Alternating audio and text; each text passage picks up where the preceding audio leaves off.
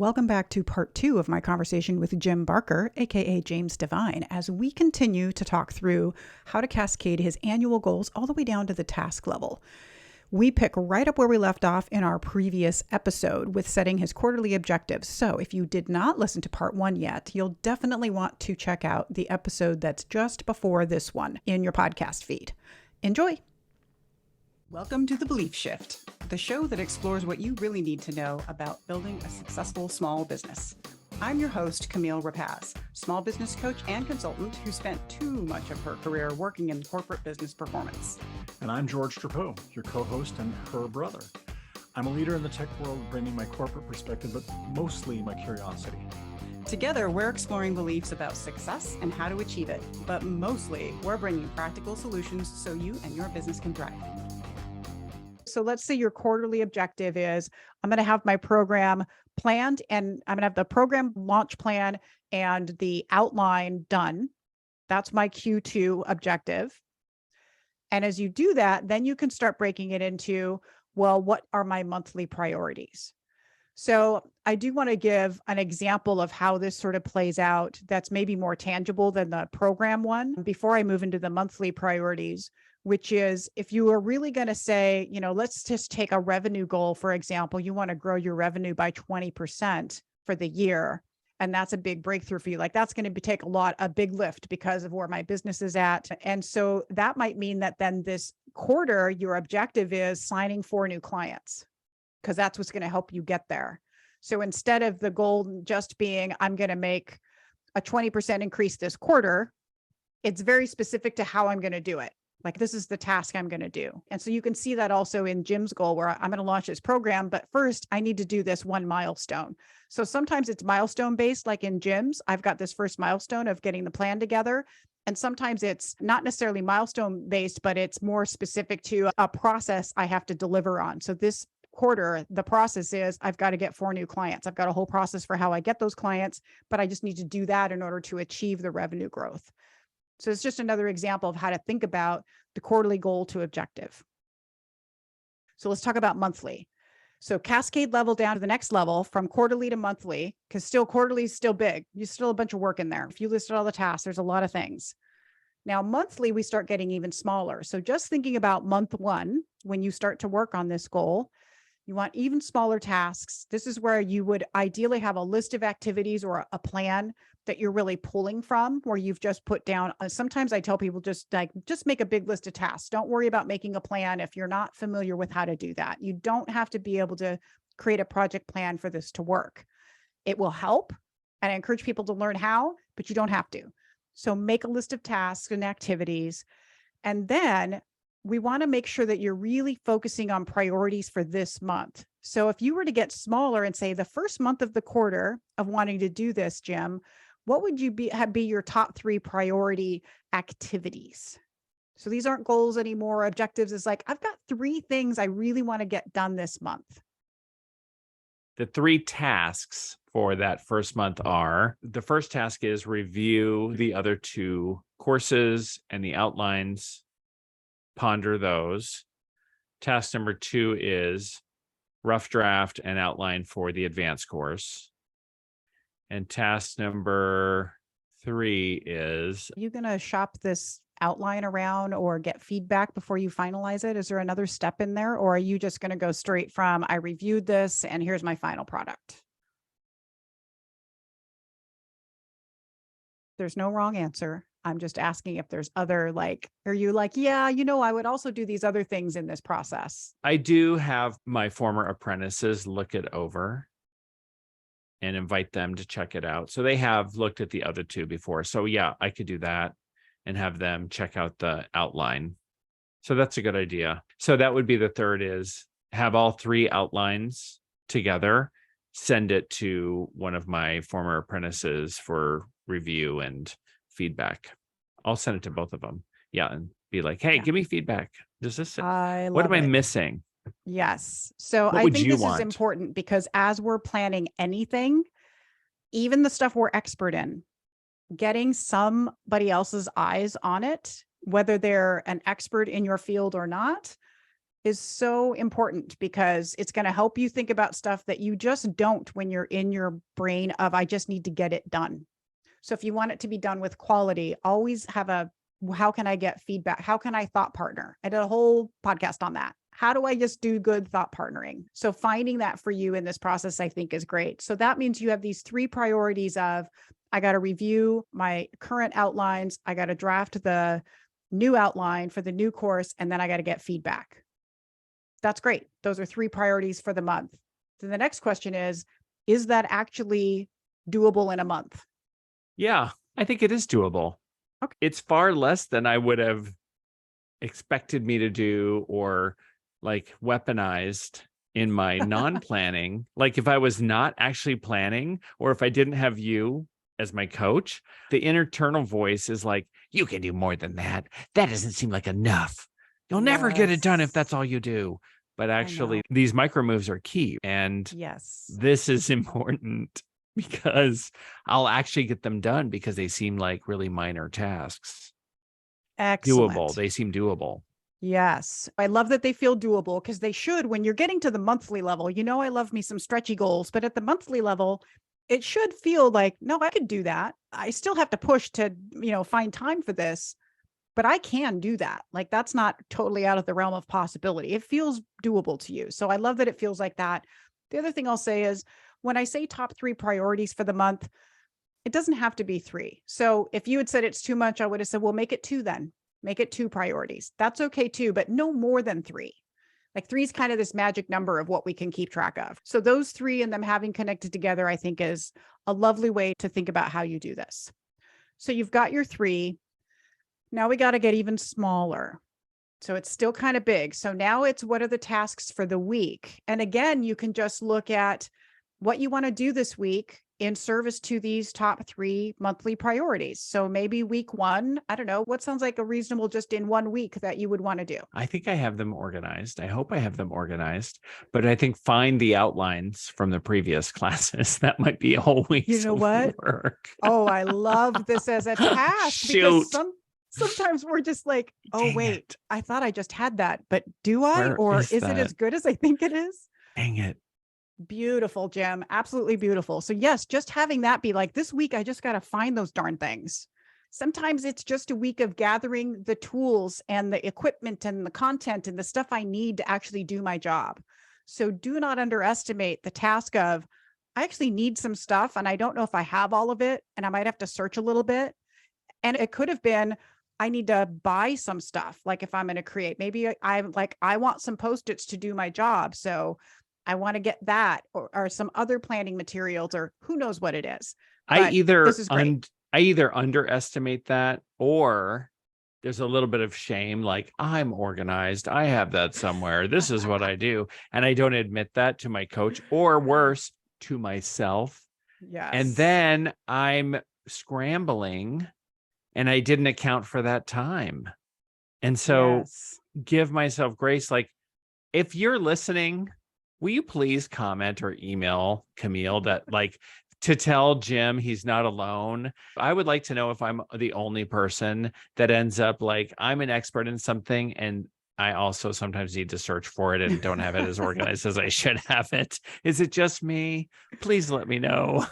Oh, yes. Do let us know. And you can do that either on Instagram at The Belief Shift, or you can also leave us a voice message. You can go to thebeliefshift.com and there's a little widget where you can click voicemail and you can just leave a voice message and we can play it for Jim. So do tell us. I want to know if I'm alone. He can't be the only one. You can't possibly. You said something else that made me think I should make this point too, which is when you don't admit it to your coach that you're not good at a thing. And I have this a lot. So this is for anybody out there who's thinking about hiring a coach and maybe you're not doing it because you're like, I don't want to show all of my dirty laundry to somebody. But here's the thing. There's no greater gift to a coach than for your client to show up a hot mess. Because when you don't, I don't really have that much work to do. But when you show up a hot mess, I'm like, work to be done. So we love to hear when you're like, I'm failing at this. I'm not great at that. Those are just these beautiful little gems for us of like so much lovely opportunity to help you advance and move forward. So just know that your coach wants to hear about what a hot mess you are and does not want you to show up with all your stuff perfectly done. Because even though you would think that we would be like, oh, that means I'm really doing my job. On the other hand, why you hired me if you're in such good shape? If everything's good, what's going on? Yeah. Okay. So we have your task to do that first week. And I do want you to just do this week by week. You don't need to do Yeah. it for all 4 weeks of the month. Just like, okay, week 1, what am I doing? Then the next move is, when am I going to do it? So when you get to the weekly level, this level of cascade is finally getting to now I have to commit to when I'm going to do the thing. So now I want you to look at your calendar and you're going to say, I need to schedule time in my calendar. Like literally, I'm making an appointment with myself for when I'm going to do this. It could be micro moves. It could be, I've got 15 minutes here, here, and here when I can work on it. Or it could be more of a significant time block. It's completely up to you and what works in your schedule, but you will schedule time and make a date with yourself. I mean, why wouldn't you make a date with yourself to work on your most exciting goal for the year? And the goal that represents some serious revenue. Yes. I mean, this is growth of your business. So you've Right. got to schedule time for it. So you have to do that on a weekly basis. Okay. So I love this because I was thinking, gosh, I got to schedule out my week like 3 months in advance or my date. And I'm like, oh, no. I take my quarterly and my monthly, and then I use that. Okay, it's Sunday. I'm going to plan my week. What am I doing this quarter? What am I doing this month? Oh, yeah, that's. And what did I do last week? Oh, I get it. And I rewrite my goals and I look at this weekly. I see. This totally makes sense now. You're focused on what is the work, all the way down to then the weekly level. You're focused on, when am I going to do it? Yeah. And then at the daily level, you're really pulling tasks directly from the plan. So you've got maybe these time blocks, but on a daily basis, let's say you didn't have a time block today. When you make your plan for the day, you could decide, I have some time, but I'm going to work some micro moves in. I'm going to do a couple things on this. I have the time to do it. Or maybe you're like, I don't have anything scheduled today. No time blocks to work on my big goal. And that's perfect because I got to do other stuff today. So on a daily basis, you can also make adjustments, but always book time at the front end of the week, because it's the way that you can make sure. If you just kind of hope that it'll show up daily, you know what happens. It doesn't work out. Somebody like me calls you and says, hey, you want to record a podcast with me? And you say, yes. And then that time block that you thought you were going to have to work on your goal goes away. I know that my landlord doesn't accept hope as payment. Good point. So I, as your coach, am not going to accept hope as making progress on your goals. People will say, well, I hope to work on it this day. I'm just shaking my head like, no, you can't hope. You have to plan. You have to plan to work on it that day. Yeah. This is where planning will save your butt. There's a role for hope as far as like the opportunity. In Star Wars, yes, there's a whole role for hope. For sure. But I was planning with hope last year. And although I made a revenue goal by luck or because of other reasons, I did not make the actual goal of launching my courses. And so I made less than I could have. And that was, a bummer, but it was a hope-based goal, not as planful. And this is much wiser this year. And here's the thing about the way that we just walked this down into weekly time blocks and then committing to those, even if they're just 15 minutes, everybody has 15 minutes in the week to make progress. And I guarantee if you do that, you're going to make a lot more progress than you think, because there's a snowball effect where you'll start to build momentum and you'll make a time block for yourself. Even if you like, you know what, I have time on Saturday morning. Nobody's doing anything. I am so motivated to work on this. And it won't feel like you're forcing yourself or you're sacrificing anything, because you'll be like, I'm excited to work on this. I've got this momentum and I'm going to do this work. So part of this work is to help build you momentum in working on it. But the other part of this is you are going to make amazing progress, regardless of whether that gets you to a launch in Q4, because that remains to be seen. There's a bunch of steps in here. Lots of things can happen. And this is where we are focused on your process of working on it weekly over the outcome of, I want to launch it in Q4. Because frankly, if you launch it in Q1 of the next year, still winning. That's better than not doing anything at all, like happened last year. Yep. And that's what we're focused on. So that's why this cascading process, it's breaking it down to, I have a process that supports me making progress on the goal without getting too hung up on this outcome, which also for you was, I'm getting up in my own head about how much money I think I'm supposed to make on it and how many people I think that might need. And no, take that out of it. Just focus on the next step that's in front of you. Sure, you're going to have to put a price on it at some point. Sure, you're going to have to start marketing it to people. But if you don't focus on that and you instead focus on just the steps, you're going to really get to a much better place in the end. And you're going to be better prepared. By then, you're going to be like, I don't know, I'm just going to charge this and do that. And I'm going to be ready to go. Or you're going to call your coach and say, help me out. I need a thought partner this out. I'm getting stuck. And you'll make it through that. But that's the power of process over outcomes. I do want to talk a minute about how many breakthrough goals anybody should have. 50, So- because I have a lot of things to do. And there's all these things. And I have the backside and all the secret goals that I didn't tell you about that I'm actually going to try to do Yes. anyway. You did. You keep talking about secret goals. And I'm always like, he's kidding. Are Yeah, you I'm kidding? Does he, kidding. maybe he does have secret goals. I don't know. Is he I getting don't- away with something? I don't have them, but so many people have them where they're like, okay, yeah, we're only going to do 3 goals. And then you find out they're actually all this other working stuff. on all this other stuff. Because we don't know how to say no to things. This is why making a strategy is so important. I've got to say no to something if I want to do this thing really well. So if you are a solopreneur or a micro business owner, as in you've got less than 10 employees, I really, really cannot emphasize enough how important it is to stick to one breakthrough goal for the year. And just a few stability goals. Like, don't even try to track a bunch of other goals.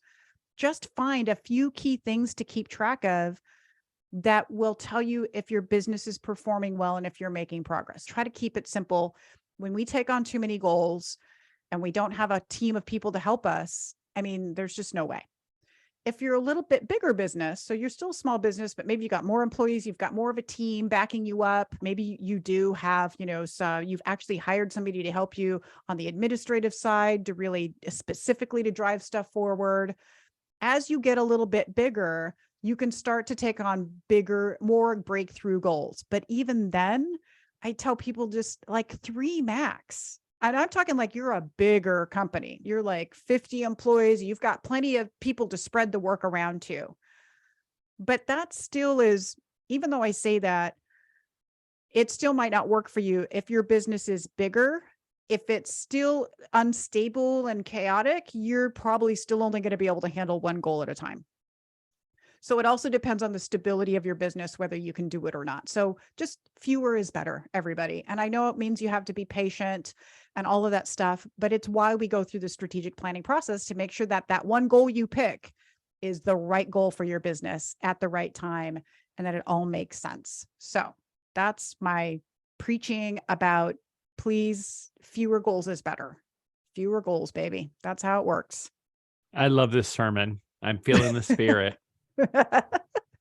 Feeling the Holy Spirit of goal setting. Yes. Can we walk through just a couple other goal cascade examples? The big breakthrough goal is the big important one, but I kind of want to hit on revenue and stability goals really quickly. Can we do that? Yeah. So when you're thinking about your big revenue goal, you've got like, I want to make $500,000 this year. Well, that has to get broken down into some level of revenue expectations so that you can see if you're on track or not.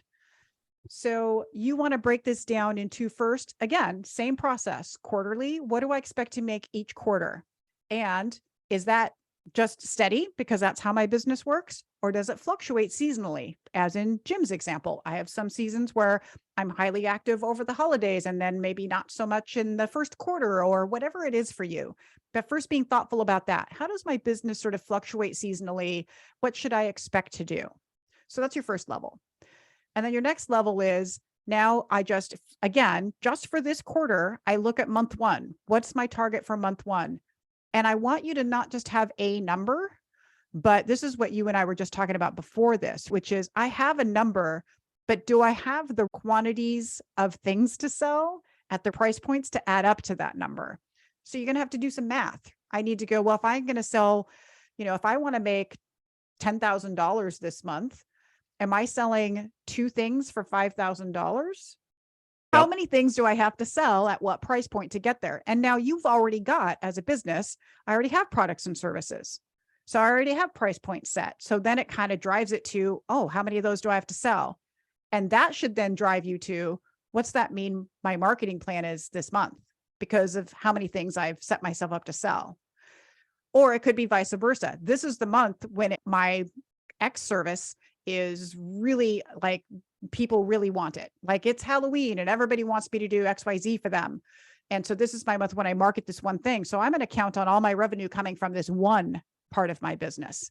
This is the type of planning I want people to do as they're walking down the revenue targets, is to be strategic about it. Don't just have a number that I'm going to try to make in any old way I can. Have a number with a strategy and a plan, a marketing plan that backs it up for exactly how I want that to happen.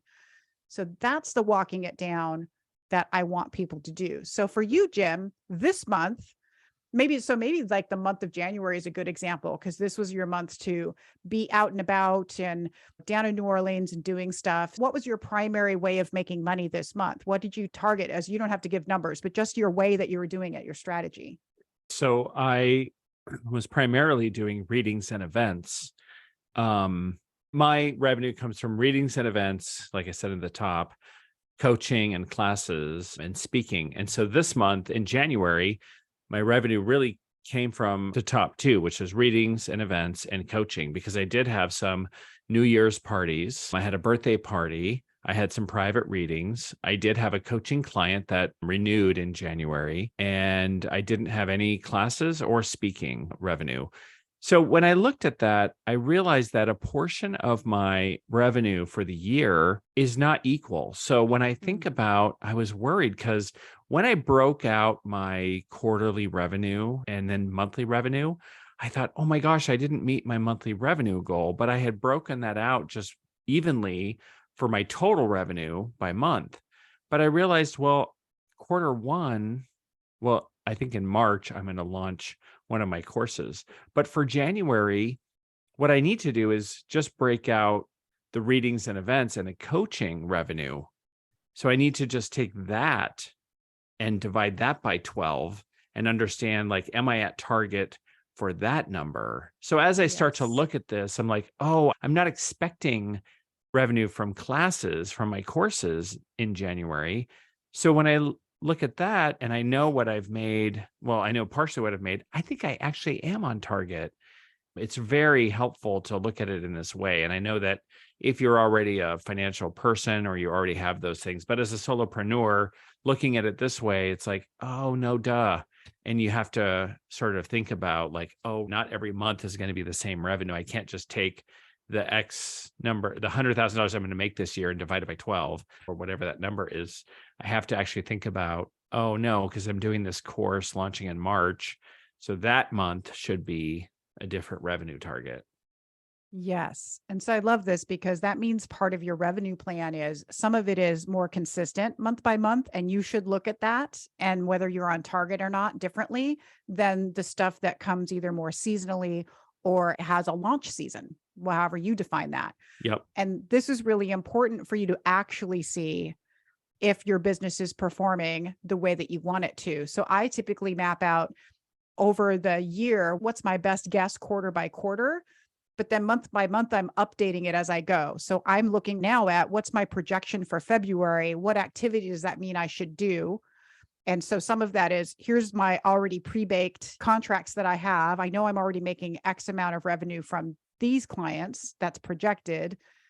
But then there's, what do I need to develop that's new business? That's the name of the game. How do I focus on constantly developing the new business and where is it coming from? And am I being deliberate about that? Or am I still just kind of going through the motions? So that process is really important so that you can pay attention to the fluctuations and the also amount of energy you have to put into your business. This also applies to stability goals. Let's just say you're trying to grow your email list every quarter. And maybe that's a very consistent, steady thing to do that you want to do throughout the year. So maybe you have some big number, like I want to double my email list growth, or I want to grow it by 20%. Doesn't matter what it is. Again, you want to walk it down to, well, what does that mean? I want my growth to look like this month. And am I doing a specific promotion to make that happen? Or am I just counting on all this kind of evergreen stuff that's going on to make that work? So even just the stability goals, you could have similar around customer service goal. You could have a similar one around, if you're hiring or you have HR employees, you could have a goal around employee engagement. So there's just some basic stuff, even so some of my clients are in a particular industries that really have to pay a lot of attention to safety and compliance. And so you'd have specific goals around, am I hitting safety numbers? Am I hitting compliance numbers? So all of these are just I've got to look at them at a monthly basis and set those clear expectations. So Goals Cascade is really for all the stuff in your business. You got to get it down to a level where you can see it. This is how we get in front of the problems before they become problems in our business, because we're looking at the numbers on a regular basis to see whether things are getting off track or not, so we can adjust. It's so inspiring. When I look at what I have on my page, I realize, oh, wow, for the email, what am I actually doing to increase emails? Oh, I can have a bunch of tasks under there, or a bunch of strategies or things to do that actually would ramp up or could push that email subscriber count. Or what are the things I'm going to do to get more readings? Gosh, could I do a little email campaign or a little something here? So this is also, I see where the things that are missing in my plan, and it's so fun because that's where the creativity comes in the lattice work metaphor, and how is the vine going to fill that? And super fun. And I love it. Yes. And it is essentially getting to, you have a lot of outcome goals now. So I'm looking also at Jim's plan that he's written up as we're talking about this. And he has how much he wants to increase followers on Instagram, how much he wants to grow his email list, along with all of his revenue goals. And he's got other stuff in here about just basic growth that he wants to experience. And his next step is, you can think of it as what's your strategy, but really, what is my process? I have outcomes. Do I have a process to drive that outcome? Right. And most people stop here and they just assume like, well, I just keep doing what I'm doing and it'll be fine. Well, not if you want to grow. And it's not huge growth in some of these numbers, but it's a little bit of growth. And that means you need to at least be thoughtful. At the very minimum, ask yourself if the process you're following now is sufficient. And Right. then double down on that. Yeah. Like, I'm going to continue this process that works for me. But being deliberate about defining the process and not just assuming that these outcome things will happen because I said them, that's essentially what this is all about. Make Right. sure there's a process or a plan or however you like to think about it. But I think of it as, I need a specific process that will get me those outcomes. And that's what I want everyone to focus on now at this time of year. Once you've got those goals set, do I have a process that drives what I want to have happen in my business? And keep doing it. It's not a one-time activity. You keep defining that process. You keep refining your plan as you're going throughout the year and getting to that time block. That's this very simple part of, when am I going to actually do the process? Without that, even then the process doesn't help you. That's part of it, is if I haven't said when I'm going to do it, it's not going to happen. So there you go. That's the Goals Cascade process. It's so fun. So I encourage everybody to go do it and leave me leave a voice message. If you have questions about the process, either Instagram or leave a voice message. Like, I don't understand how this part works, or what about if it's this kind of goal, or whatever. Leave your questions and I'll respond on another podcast about it if I get some good ones. I mean, Or here's a they gotta be shameless good ones. plug, only Yes. because I'm your client and I was not asked to do this, but if you really have questions, get a coach. Like, call True. Camille. Do you still do those free half an hour meet I with have somebody? free discovery calls. Yeah, do that and check her out, because you just saw what it was like with me, and we all can use support. So I love that I True. get support. And as a solopreneur, especially, I was told going into business by yourself can be very lonely, Jim. And I am a pack animal. So having another person to look at things and challenge, hey, it looks like you're missing this. Have you thought about that? It's the best. So thank you, Camille. Even on your podcast coaching, if you love and want to learn to love this, like I have, I recommend any coach. I especially recommend get a free discovery call and see if Camille's a great coach for you. Oh, thank you, Jim. Check is in the mail. No, I was not paid for that endorsement. He's not paid for that endorsement, nor did he pay for this coaching session. So win-win. Oh, that's true. Which I love. We have to do some more on, podcast coaching, because there you go. Welcome to podcast coaching. I do want to emphasize for people that just doing this, like practicing this is so important because you can't get better at this until you try. If you want to practice and learn faster, you get somebody to help you. So you can practice learning how to play the piano by yourself all you want. But if you practice with a teacher, you get better faster. And that's really what business coaching is for. It's like, I can help you get better at this faster than if you're just kind of fumbling around on your own. The lessons learned aren't as quick when you're just doing it. It's still a way to go, still do it. But if you want to go faster, that's why you get a coach or a consultant to come help you. So yeah, let's go on a discovery call. It'll be fun. Thank you for this, Jim. This was fabulous. I so appreciate you being willing to share all about your business with the world. Thank you so much for being on the podcast with me again. And you know what? We might have you back. Maybe we'll have you back like in Q2 to see like how your quarterly business review process is going and how you're doing on the goals. And that would be kind of fun. Yeah, let's do our QBR on the podcast. That'd be fun. Ooh, okay. Done and done. George might have to be here for that one. He For won't sure. want to miss out on the QBR process. So. Yeah. Thank you, Jim. Thank you, everybody, for listening. And we will be back in your ears next week. See you then.